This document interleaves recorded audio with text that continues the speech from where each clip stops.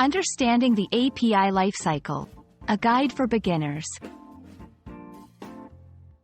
Hello and welcome. Today, we're going to explore a fascinating topic in the world of technology, the API Lifecycle.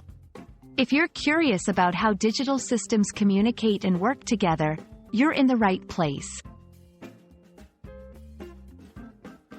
Before diving into the lifecycle, let's understand what an API is. API stands for Application Programming Interface.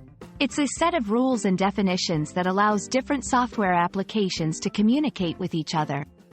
Think of it as a bridge that connects different software programs, enabling them to talk and work together seamlessly.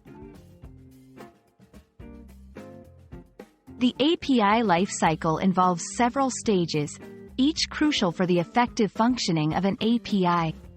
1. Planning and design. This is where the purpose and specifications of the API are determined. It's like drawing a blueprint before building a house. 2. Development. In this stage, developers write the code to create the API based on the plan. 3. Testing. Here, the API is rigorously tested to ensure it works as intended and is free from bugs. 4. Deployment.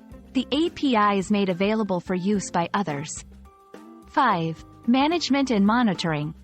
Even after deployment, the API needs to be managed and monitored to ensure it remains effective and secure. 6. Versioning and updating. Over time, the API might need updates or new versions to improve functionality or security. 7. Retirement. Eventually, when the API is no longer needed or has been replaced, it is retired. Understanding the API lifecycle is crucial because it ensures that APIs are efficient, secure, and reliable.